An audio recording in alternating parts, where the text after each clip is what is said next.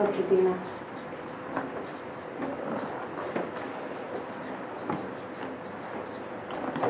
Good morning. I'm going to read our Dharma announcements for the day. If you could please silence your phones and mute your microphones if you are at home, thank you. The following retreats are coming up. Finding Freedom and Compassionate Presence with Lisa Ernst will run from June 23rd to June 27th. For more information, and to register, please visit the retreat page on our website. And Practicing with Karma with John Orr from July 17th through July 18th. Same, please go to the website. Venerable Panawati is offering a book study class each Thursday at 5 p.m. The book is Learning from Buddha by Buddha Master His Holiness Dorje Shang Buddha III. If you are interested in joining, please visit the retreat page on our website and select the book study option. The Novena prayers are occurring monthly every third Thursday. Please send your confidential prayer requests for yourself or loved ones, including pets who are sick, suffering, misfortunate, or departed, to prayer@heartwoodrefuge.org. Fully vaccinated Sangha members are invited to join us at Heartwood for Tuesday, Thursday, and Sunday Dharma. Please like, follow, and share Heartwood and Thrifty Treasures on all social media to help spread the Dharma and further Heartwood's mission. If you wish to donate to Heartwood, you can do so by visiting the Heartwood website and clicking the donate button. You can also choose Heartwood on Amazon Smile. Thank you.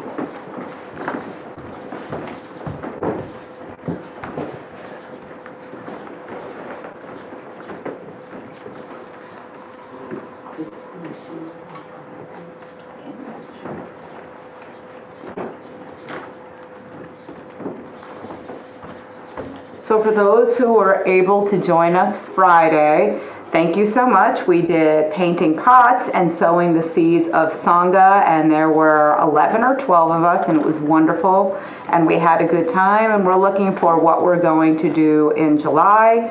So if you have ideas, slip a note in my box, or you can contact me at Hike and Run Gator, HIKENRUNGATOR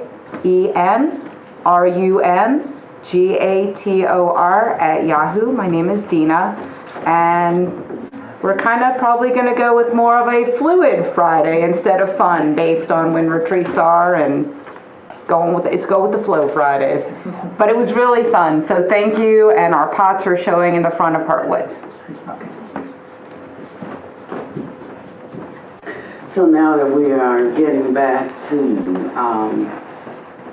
a little closer to normal, we're still taking precautions, of course, and we do ask that, no, we're not saying that you have to be vaccinated. We're just asking if you come to visit our house that you be vaccinated. So it's not passing judgment. It's just a preference, and we've all agreed to that, so we're just going with that. Okay. Thank you. So we're going to be bringing our music back, and I think instead of one Sunday a month, it'll be 2 Sundays a month, and unless we start to get too compact in the hall. So me and Diva can move up here, and that'll create even more space. Yeah. So the music is all over the place. You know, we need to kind of get it all into one place. It's in different people's, I don't know what you call them, drives and files. So if you have any of our Dharma music, would you please send it all over to Travis so that Sante Carl, so that he can organize it for us. Thank you.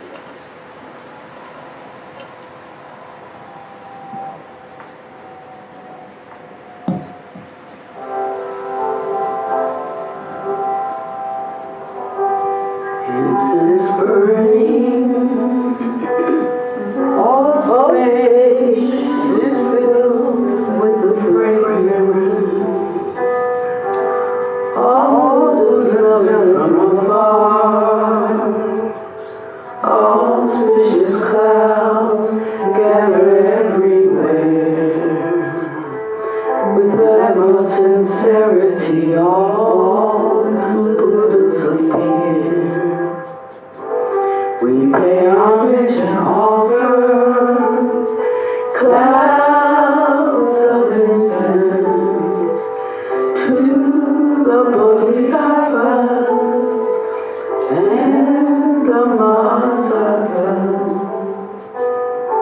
pay homage and offer clouds of incense to the bodhisattvas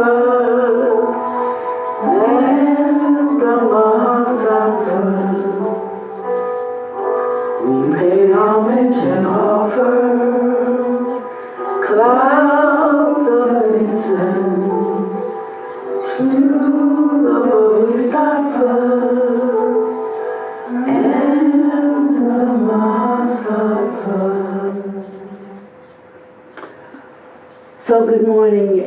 Yesterday I read an email, not an email from my teacher, but just an email that was saying there was going to be a teaching on something that Buddha Master had taught. And I can tell you that I got so lifted up just at the thought of the Dharma coming forward in such a way that it completely transformed the structure of appearances for me in that moment. And so when the Buddha talks about not seeing reality as it is, more like we see things as we are, and so we are creating our reality in every moment. It's always if you don't like what you see, you can change that. But we have to know that we absolutely can, because we have to know how appearances are formulated and how appearances are structured. And he talks about the likening existence on this realm in this particular Saha world to being in a world of winds. He talks about the 8 worldly winds: praise and blame, loss and gain, pleasure and pain, fame and shame. And that's it. And we're like just tossed around all the time by these 8 worldly winds. But the 8 worldly winds are actually manufactured, created in the mind. So they're actually not worldly winds out here, but they are the fabrication of a worldly mind. And if we could really put forth the joyous effort towards good fortune in this case being the mind that creates that which we desire, which is freedom and release from suffering, then things will change for us.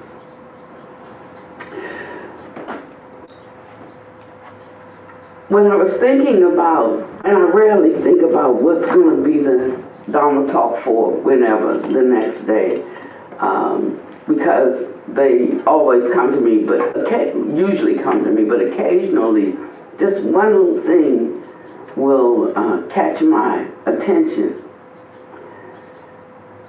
And out of that one little thing comes a whole Dharma, a whole Dharma talk, one little sentence, one little paragraph, something somebody said. And it's almost like turning a microscope on it, and it just looms up big. And I know that's my talk. It's not something that necessarily proceeded out of me, something I've been reading or studying, something I've been meditating on, because otherwise that'd just be for me. I don't even have to come here to give that, right? I could just give myself a Dharma talk at home, and if it was something that's coming up for me. But what is intersecting with our lives as a group that can be useful is what's important if we come together as a group, when we come together as a group. So I was just leafing through a book yesterday, It has nothing to do with anything that we would consider, some of us would consider Dharma. Of course, I consider everything having to do with it.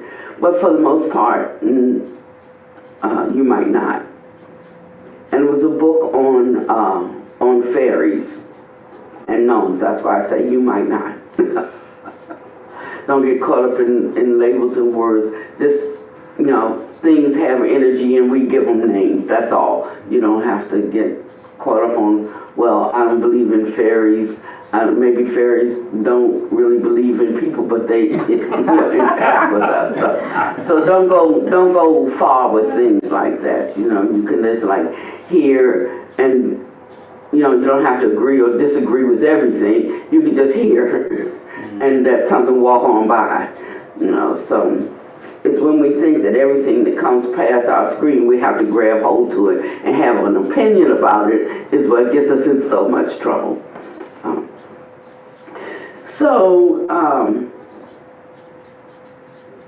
All that it said was, most of what we encounter in life is basically amoral. I said, oh, that's a Dharma talk. I said, I see the whole thing forming right now. And it was true, because it was talking about how we talk about things being good or evil, being right or wrong, being benevolent or malevolent, as if it is something out here, concrete. And it's true, we can look at results, or we can look at fruit and say that was good or that was not good. But actually, maybe we participated in making something not good by our response to thinking that it was not good. We never think that way, though. If we think something is not good, for the most part, we think you did it. And, and I have to be the avenger or the vanquisher or the fixer or something like that, which usually carries us further into a divergence. But I like this analogy that the Buddha uses about the worldly winds, because a wind can be something as simple as a gentle breeze, or it can be a gale or a hurricane. It's not about the fundamental quality, you see, of the wind. It's the intensity, the expression, the degree of the wind. And if you really think about the things that we encounter in life, that's what taints everything and throws us off of our game. No, we have this intellectual understanding. Yes, I know, I understand this. But then we taint it with our degrees of like and dislike. We taint it with our opinions and our expressions and our responses to I agree, I disagree. So actually we could really eradicate maybe 90% of our suffering if we could just tame ourselves instead of really trying to fix the world. That seems like what we're trying to do all the time, doesn't it? We say we are. But the only way we can really know is by the degree of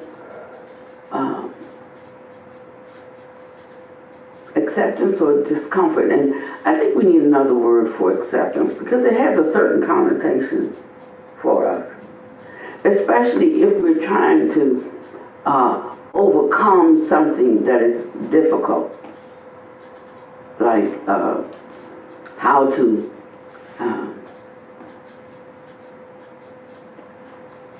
stop bad people from doing bad things. And then we use the word, tie that whole examination up in a ribbon called acceptance. It gets a little bit off track, off base.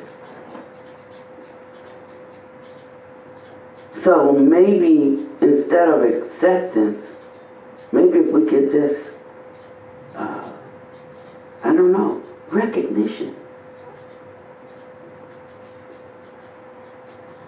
And if we could bring our own thinking back into a space where it was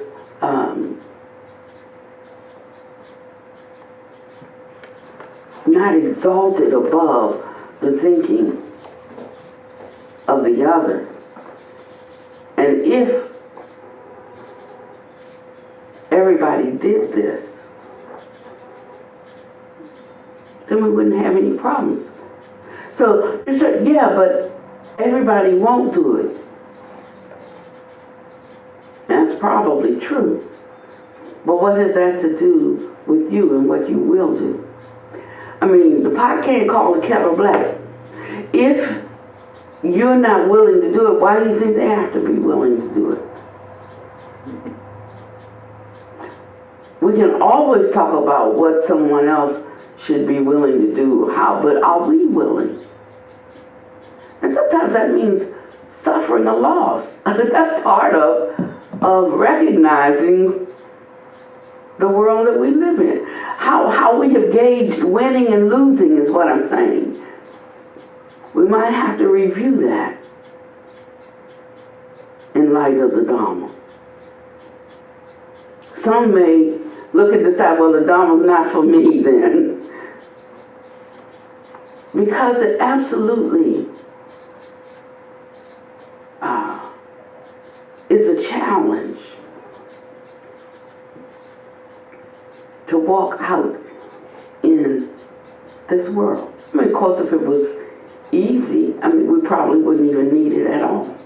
We need it to counter something. But the countering occurs within us. It's to combat, to counter, to neutralize, to correct, to turn right side up. The way we think, the way we move, the way we have our being in the world, individually. So I can only live the Dharma in me. We can't like do Dharma outside. We talk about it, and I think because we talk about it, maybe we talk about it too much, because when we talk about it, we think we're doing Dharma. But no, that's just talking about Dharma. That's not living the Dharma.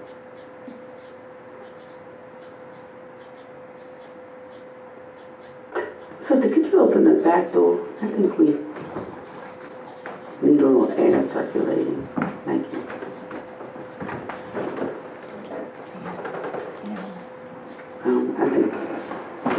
I think that'll be good enough. That's like a lot more than what we had 15 seconds ago. I could feel the difference already. The gentle breeze. Yeah. So I was wondering if we could think about our experiences this week and what may have vexed us or what scared us, or it may not have done either one of those things because we're so used to just judging out of our own mind, that we don't even think it, consider it judgment, we just call it thinking, you know, or we just call it doing the right thing because it came out of our mind. But I wonder if we could just reflect for a couple of minutes on how we organized experience in our mind this week.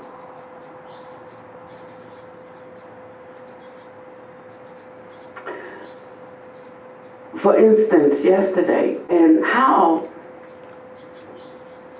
and whether we think that it has any kind of impact on our reality.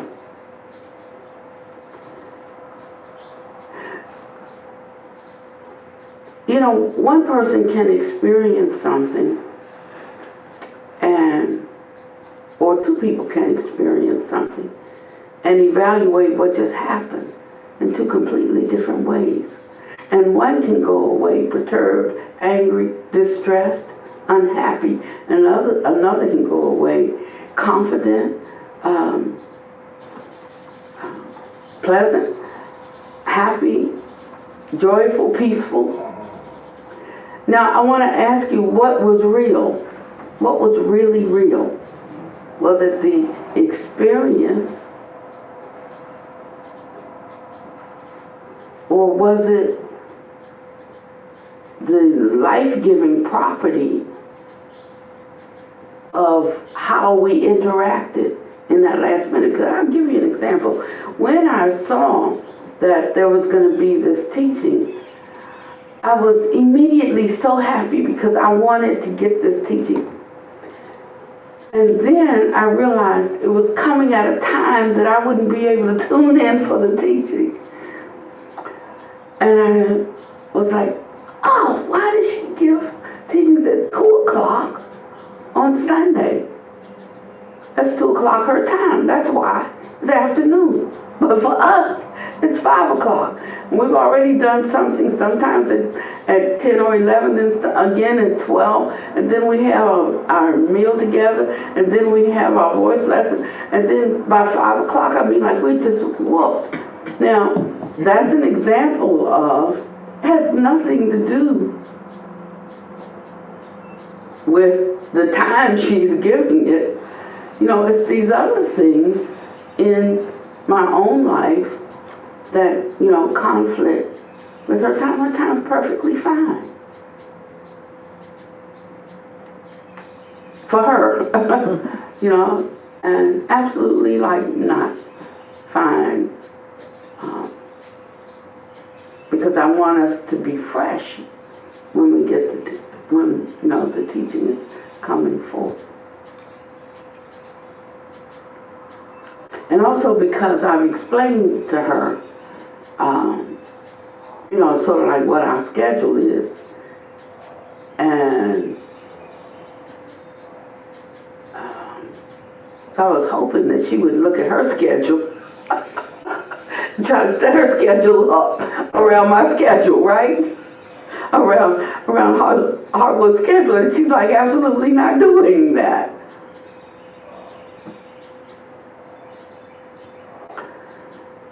So anyway, as I read it, something leaped inside of me, talking about these 18 dharmas. And it talked about them in order.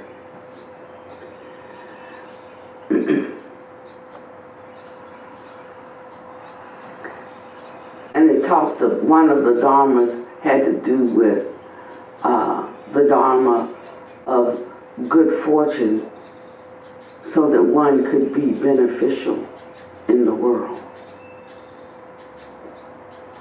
And that was the one that really jumped out for me. Good fortune, so that one can be beneficial in the world. Another one had to do with a kind of good fortune so that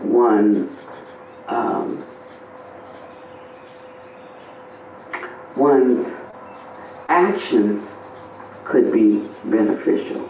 So now there's a difference in one's actions being beneficial and one having like resources to impact and affect the world. So they're focused in like two different areas. Are you with me? And so I was working in the store yesterday, all day yesterday, and the sales had been slow.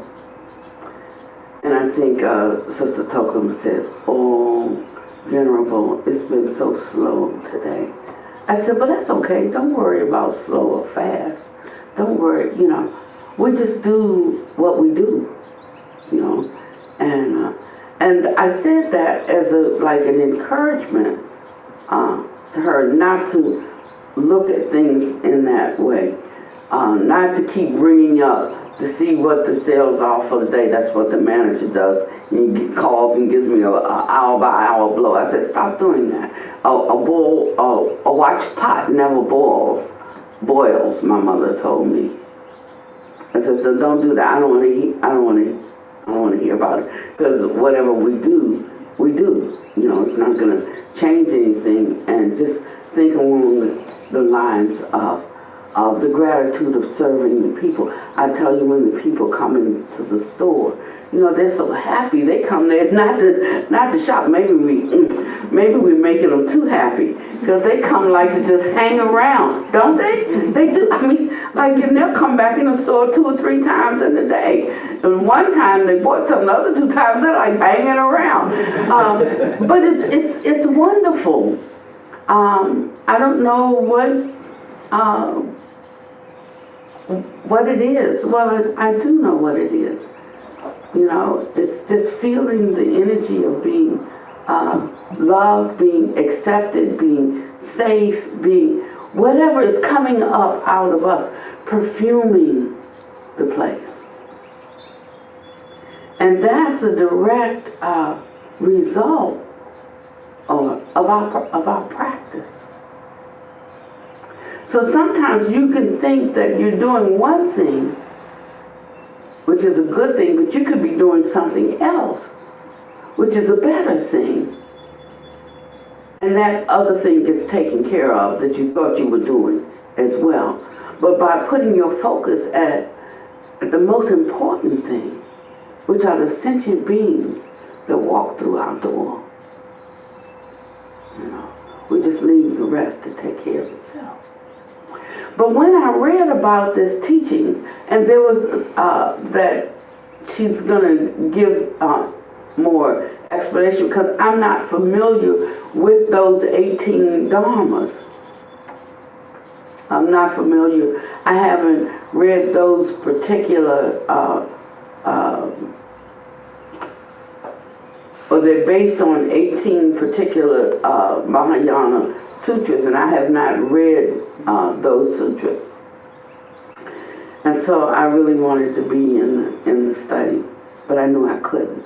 But just knowing that they existed gave me such a joy that my heart leaped.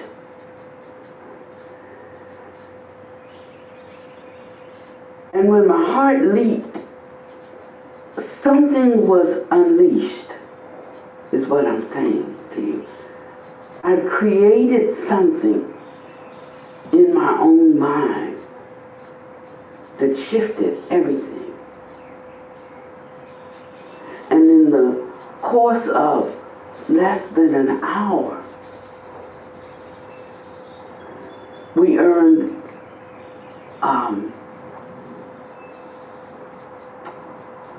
almost $500 in sales came in, just as my mind was rejoicing in the joy of a Dharma coming forward that could further free or release my mind. That's what I'm saying. So places that we can place the mind that will shift the structure of appearances, that will allow circumstances to change, because we are interjecting something. Listen to me. We're interjecting something into the present moment. Some life-giving property or something that kills or destroys. And that's why it's more important to focus on where the mind is in this moment, as opposed to what is happening in the moment. As opposed to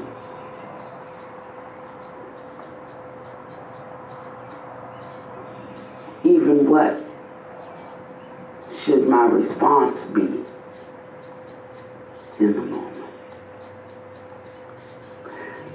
Because when we are thinking, we're going back through our memory base. This data, this computer here, and we're pulling up old stories and making comparisons with something in the past.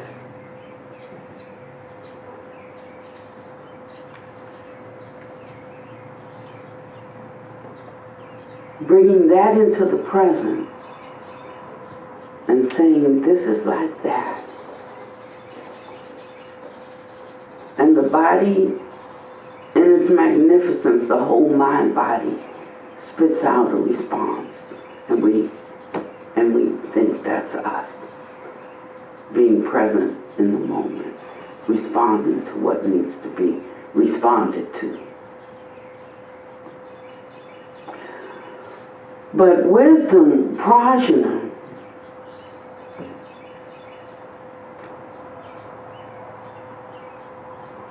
is like a life-affirming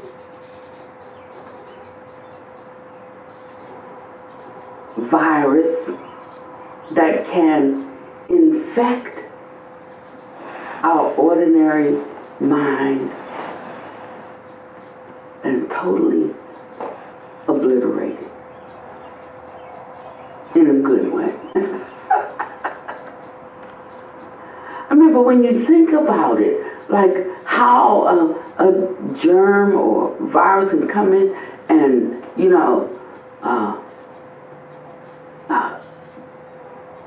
just completely override our system's programming and response. And we can see that for a germ, for a bacteria, for a virus, but we can't see that for the Dharma. Then why do we spend all of this time with it? I used to always say, like, I would have my times of being a good girl at church, then I have my other times of being Diane.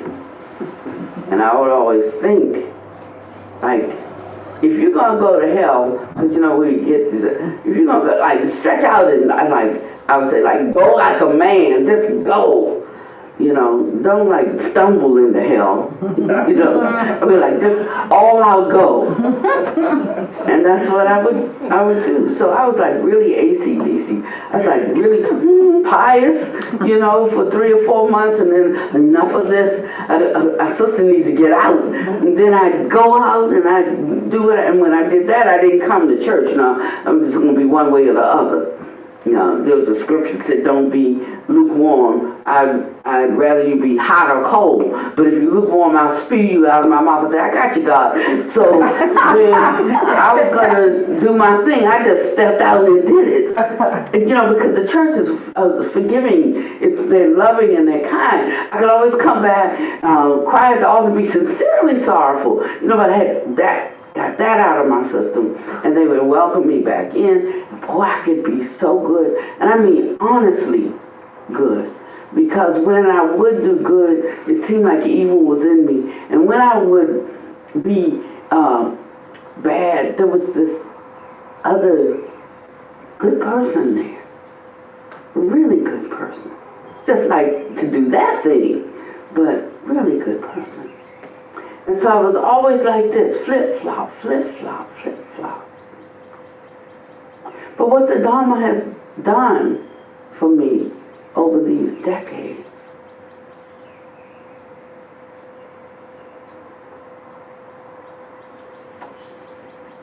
is be a heart fixer and a mind regulator. That's all. And I won't say that I'm at that zero space, but one thing is I know which way things are sliding all the time. And one can apply one's willingness, to scroll it back or to advance it forward. And that's our practice. The Buddha summed it up. He said, stop doing evil, do good, and purify your mind. That's it. I mean, like, this is not rocket science. The answers are easy, but it takes effort to do.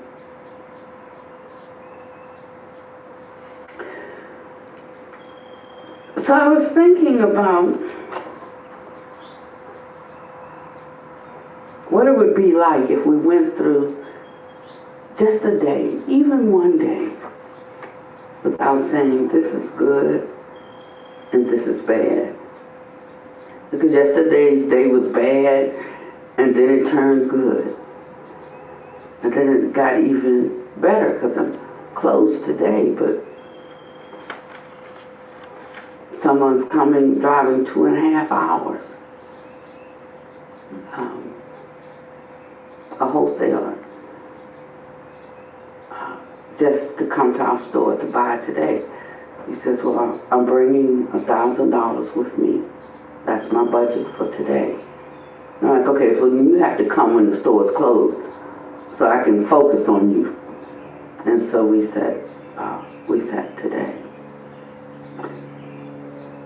So the teaching is at 5 o'clock today. I'm like, how does this work? Yesterday, I was so excited about it. Today, I'm like, I can't attend because I gotta do something. Like I have to make this sale. And the sale, I felt, came to me because there was such a leap of joy for knowing that the teaching was coming forward. And this is where things intersect with our lives, you see. And where we have choices that we have to make. And so I made my choice. And I'm okay with the choice. Because if the leap into the structure of good fortune came up,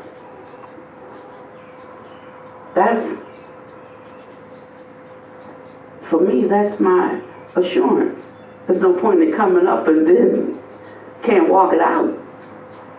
That's just fiddle-faddle in your head. But I'm going to call her today and ask she records everything. She doesn't let anybody have the recordings.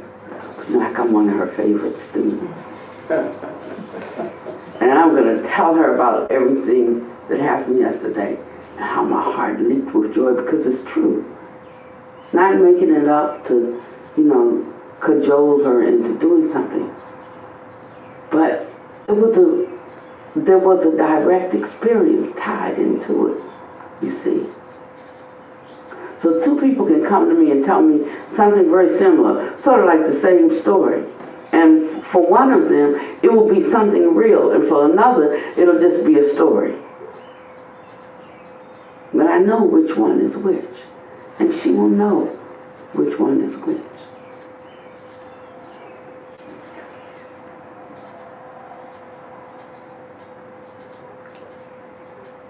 And if I turn out to be wrong, I'll let you know on Tuesday whether she, lets me listen to it or not.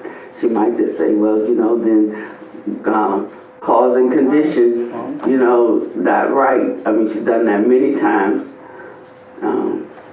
But I feel that something different is happening. And what's happening is there were times I wasn't willing. I didn't want to hear a certain thing. I didn't want to have to make a certain change. So I could have my excuse. But then there's the time when one really does want. And that inner authenticity is the most important thing. So we can get away from our inner authenticity so easily, trying to figure out how to maneuver in the world. I mean, that's part of what the mind has been doing all of this time. Trying to figure out how to survive. So we're always in survival mode. What to tell, what to reveal, what to keep secret. We're like always dancing around these kinds of things. And I can tell you there is no freedom in that.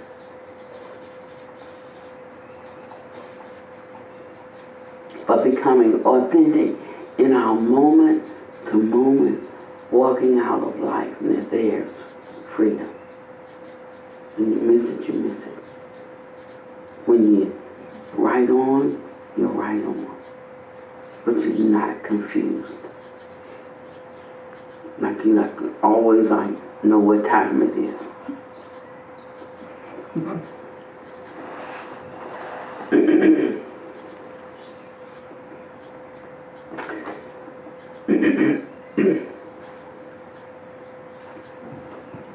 So I was thinking about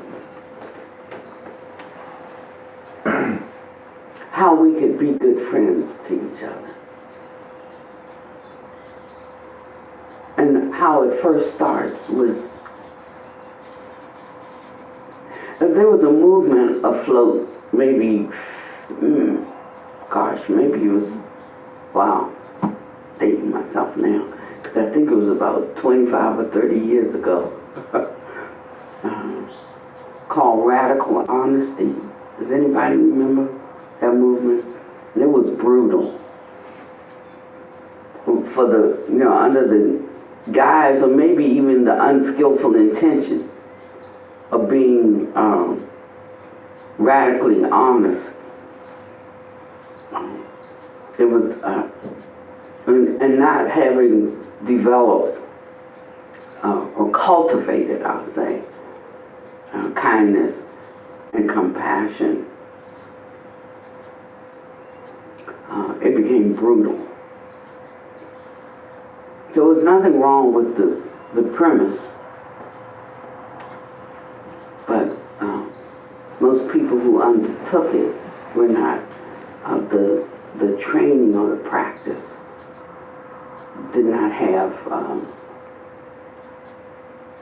I won't say it wasn't balanced, it had the right idea, but just trying to encourage people to do something that they had not built a platform up to do, to reach for something that was too high.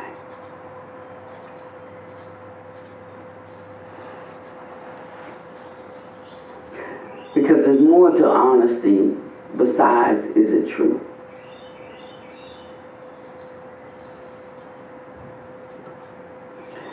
And this movement kind of encouraged people to keep everything like on that base level. But just because something is true doesn't mean it has to be said. If it should be said, if it's appropriate time to say it doesn't mean that I have to be the one to say it. And so we should know, we should ask all these questions before we say something. You know, is it appropriate time? Am I the one? And what kind of shading and phrasing will I say it? You know, we have to ask a lot of questions. But if we want some idea about how to do it, we have to also recognize we can only do it to the extent, or with others, to the extent that we can do it with ourselves. So if I feel guilty a lot when I'm making a mistake and I'm acknowledging that to myself, then I'm also gonna judge you guilty, you know, when I'm correcting that thing that you do. Or if I don't take it to heart, like I'm always excusing myself, then I'm not going to be able to hold you accountable. Always have a reason. There's someone who was sharing something with me this week about another person. And because the person had gone to them. And I said, they said, but they didn't want me to tell you. And I said, I know, and I know why. Because I'm working with them on that very thing, that need to tell somebody something that they're doing. And when you said, I'll tell her, they were like, oh no, don't tell her. Because that's the very thing I'm working with them on. He said, yeah, yes, but, and then he gave me an explanation. He said, but there's this too. And I said, stay in your lane.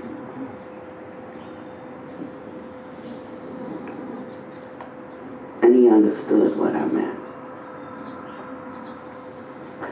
The Buddha says that there's a particular role.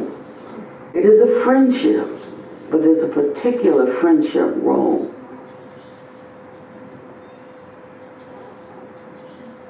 Or roles between the teacher and the student.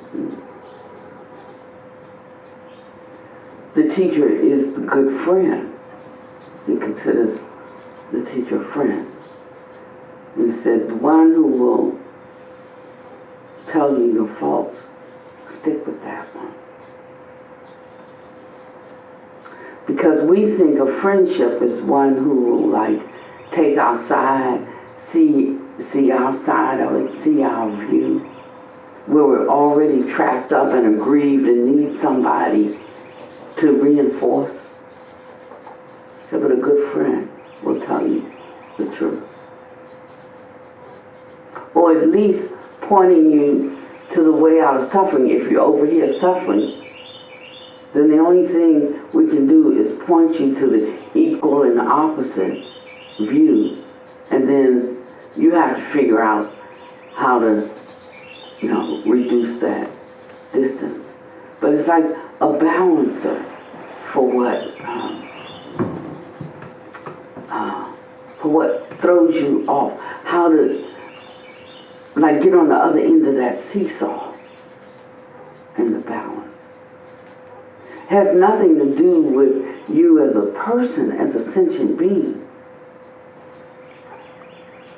Because one of an understanding temperament only works with the what? The mental formation.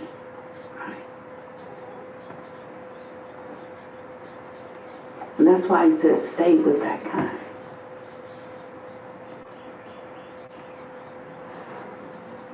Because we're like the reverse image, the mirror.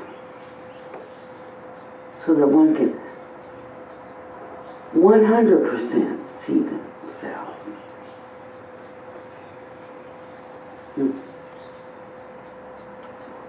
So it's that kind of friendship. It's not a partying kind of friendship.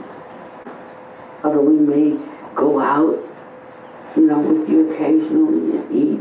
We may join some fun activity. But when we have fun, one day, you know, then we don't have to plan for the next week, the next day. You know, just taking that moment to be together, to deepen, our relationship with one another, that's all. So the one has more trust, more confidence. And it takes being together. It requires something of the student, and that's observation.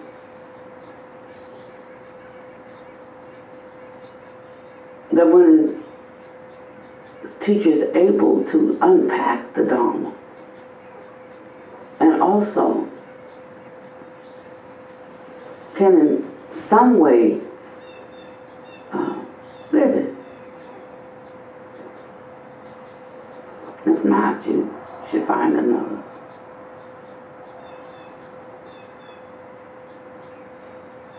These are important things. Or you run around in circles and you lose precious opportunities for growth. I regret that I'm in my 70s now. And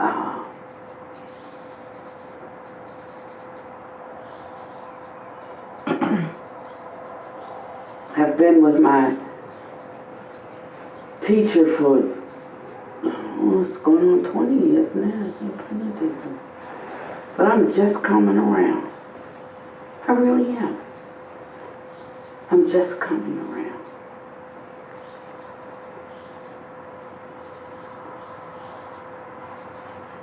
But too late. Have a lot of things already set into motion. Good things.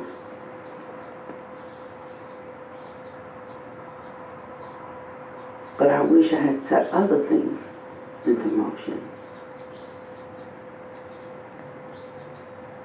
Because now I'm ready.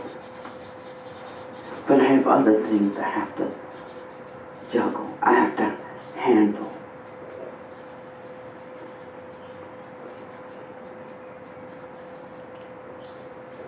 So know that whatever we are doing in this present moment is we're either continuing the views of the past, or we're impacting the present moment with a kind of openness that allows for a response that will be different in the future. We can start this today. We can start this right now. Refusing to judge the present moment by anything that has occurred in the past. What if we saw everything through the eyes of the Dharma? Would you have that much confidence in the Dharma? Do you have that much confidence? I mean, I do. I look at some things and I decide what I'm going to do, and the Dharma suggests this, and I'm like, ooh, this is going to hurt. But I do it anyway because that's what I want to do. Like there's a willfulness involved, and I recognize that I'm making a willful choice, and it's not the best choice, but I am deciding. A lot of times we think like we're just victims of circumstance, this victim mentality, and the world reinforces a victim mentality because it's great ignorance, it's great delusion.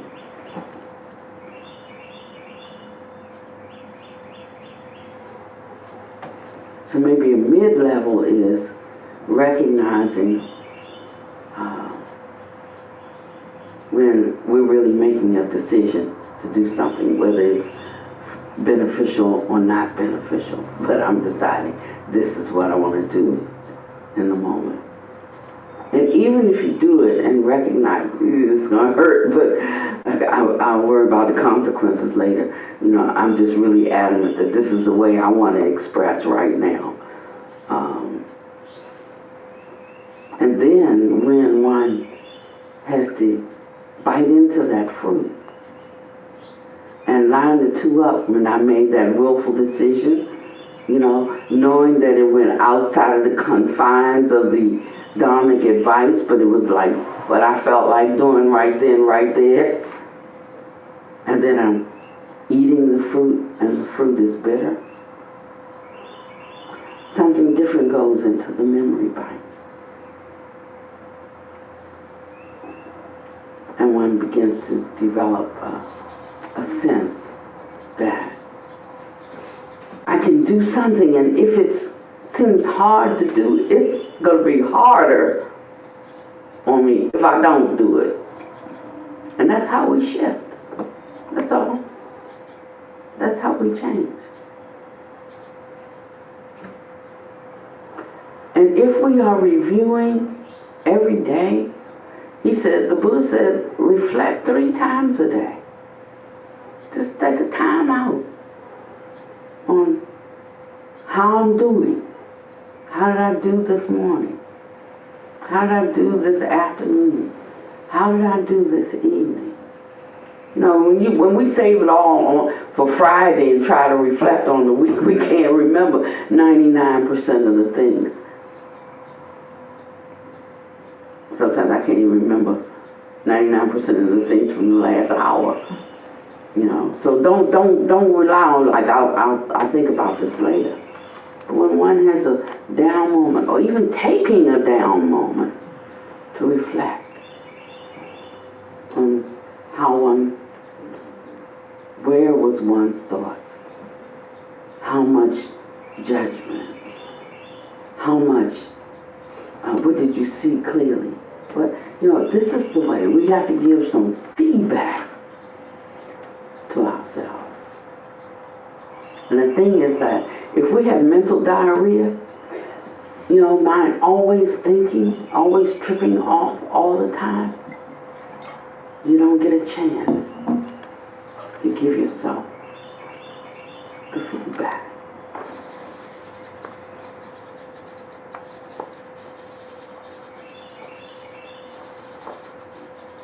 So this week is going to be a way more peaceful week because we're setting something up right now.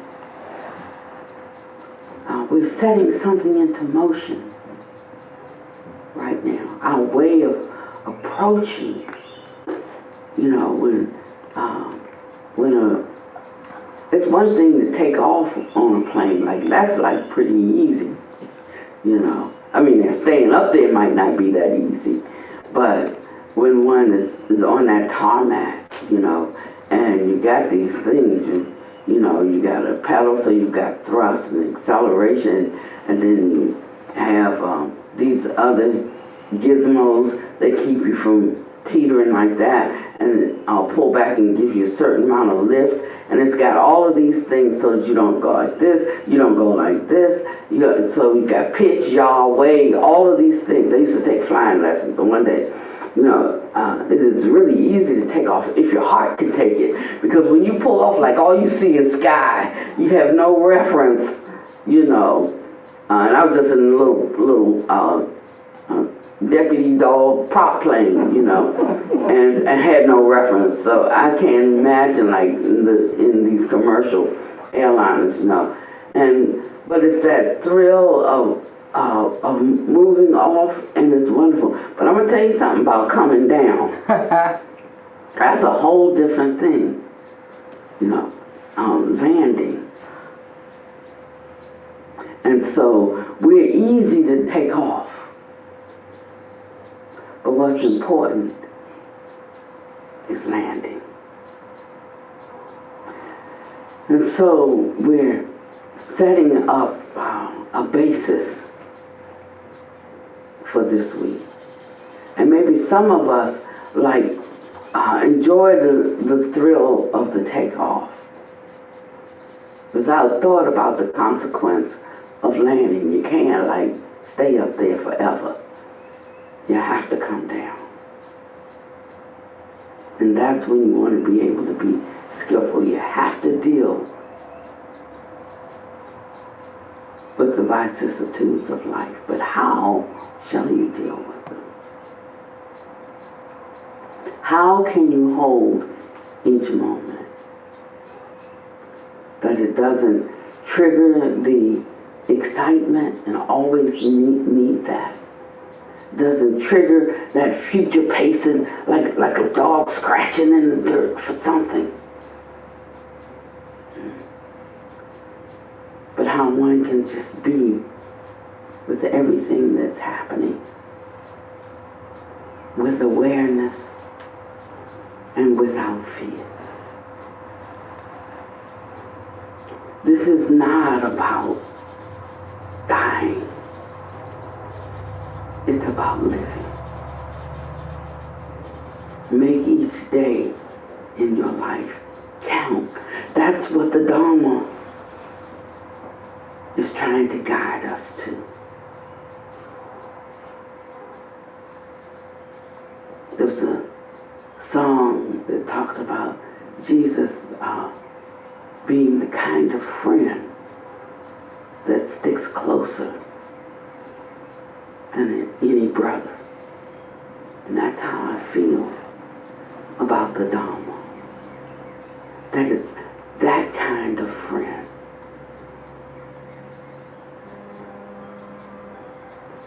So know that you are never alone. If you have the Dharma in your heart, and even if it's not in your heart, if it's just in your mind's eye, if every once in a while you'll turn and look through its lens, it will bring you a peace that's past understanding and a great joy. And after a while, you won't need these highs, because you won't have these lows. You'll just see that it's another day in samsara. And you won't be happy about it or sad about it. It just is what it is.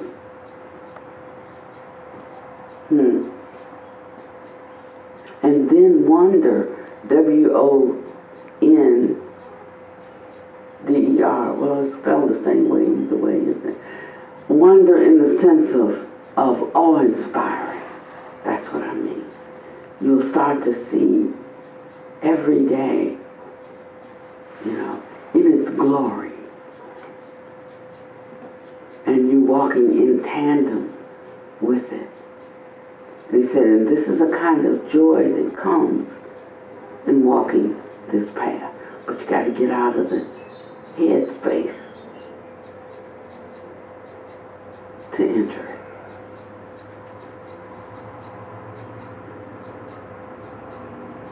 it. Discriminating awareness is not something we manufacture in our head.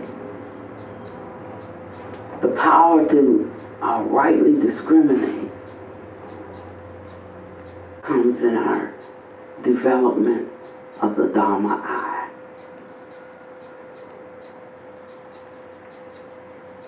And it shows you right where to look. It teaches you how to hold things. And at first we may miss it over and over and over again. And that's okay. If I know I missed it, that's progress. And when I don't know I missed it. So it's okay to be constantly recognizing that you missed something. Okay, that's a good day. It's like one time when, and I'm through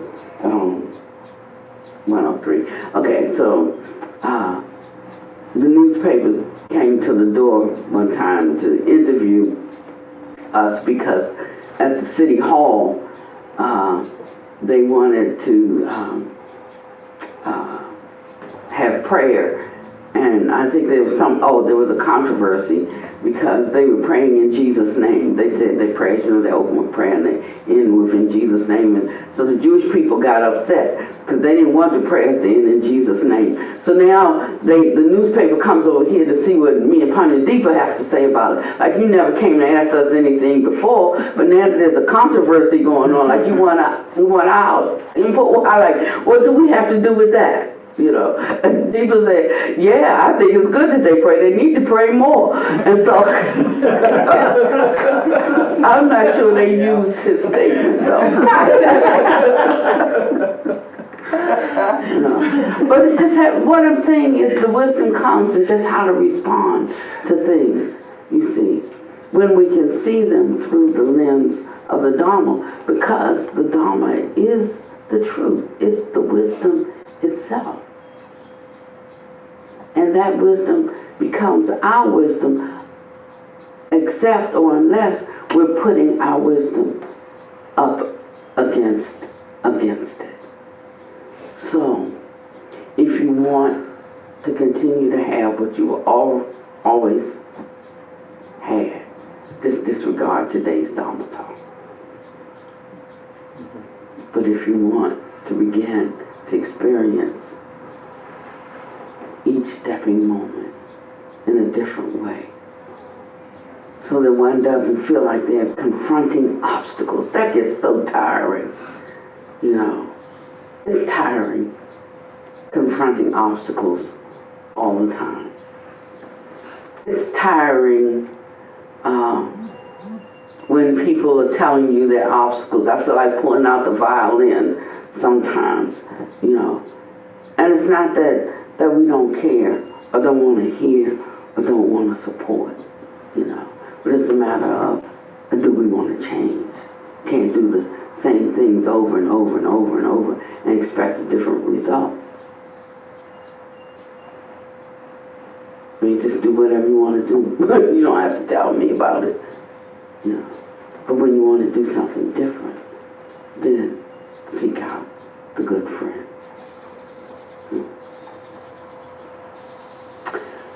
So I think that's all I wanted to share today. And the reason why I tell stories about things that show up in my life is so that you can recognize how things show up in our lives. So that we won't evaluate our progress based on how many years we've been studying Dharma. 20 years, still crazy. Mm-hmm. That we won't, but we can actually make some kind of evaluation based on the flow of our life and the contentment that comes up from the inside. Actually, you'll find that your life starts to get less and less complicated.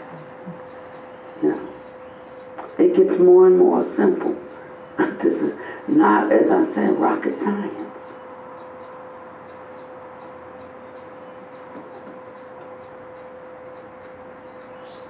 Most of us are just not used to things just being on an even keel. Gotta have some excitement. You know, I gotta throw something in the mix. Pinch me so I can see if I'm still alive. And that's why he starts to break down, you know, what the practice of concentration does with applied and sustained thought. See, mind ain't running all over the place. And then once you can like bring your mind to one particular place and just let it abide there, rest there. You don't have to apply then because it's not running off, just with sustained thought. And sustained thought has its own level of quality and influence in your life, in your brain, even in your body, in your feeling tone. See, these are not instructions as much as signposts, if you look at them. We take them as instructions, but they're more like signposts. Because when you see this, then you know such and such. When you see that, go in that direction. When you see that at a cliff, you turn. When you see, it's like signposts. It says, and then there's a certain kind of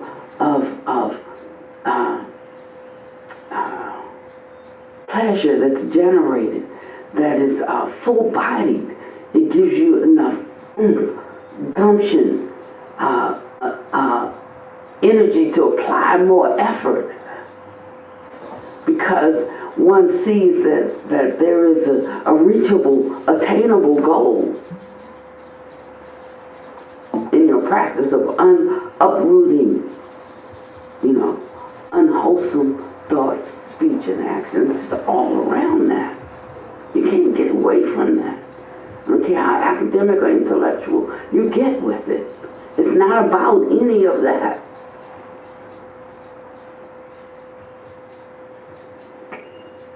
And so there's this mounting up, surmounting kind of internal energy that is manufactured or created in you, that allows you to rise to meet the occasions of the imbalance of the winds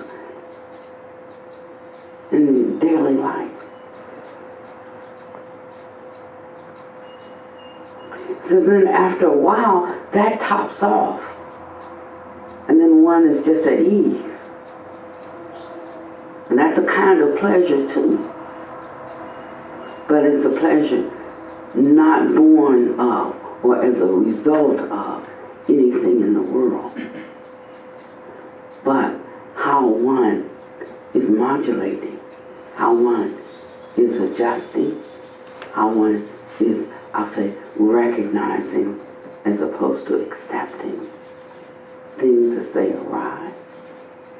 And how one can be with that in that moment, knowing this is the fuel for the fire of the next moment.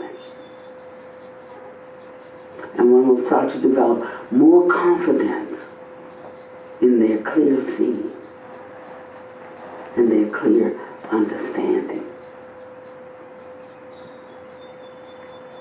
And as one develops more confidence in that, one walks more securely in it, able to learn from things that are fruitful, also able to learn from mistakes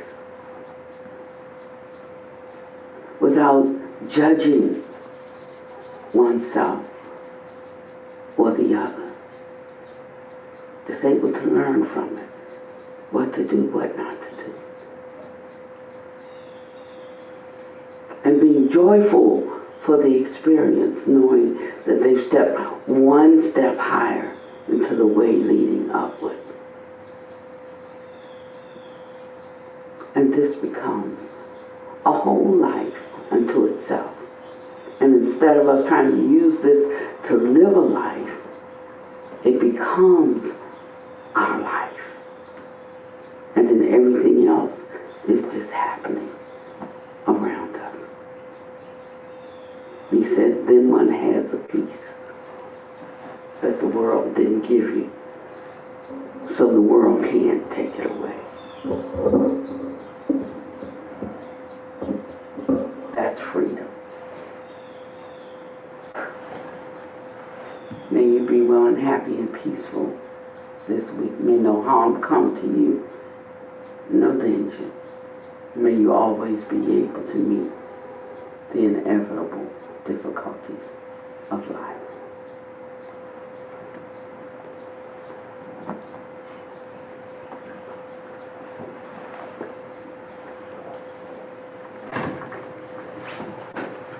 Just want to say that when you sit like this, with this kind of mind, then when one goes to sit, your meditation will be peaceful. So it's this work that we have to do off the pillow that sets up the condition for us to be able to sit. We think that it's so much sitting. And I'm not saying we don't sit. But when you sit and go inward, that's your work. You can do that. You can do that. At home, you can do that alone. But there has to be a condition for the city. And so training one's mind in these ways allows one to be able to lay aside covetousness and grief for the world, because those are the first two requirements for having a sit that has any value, right?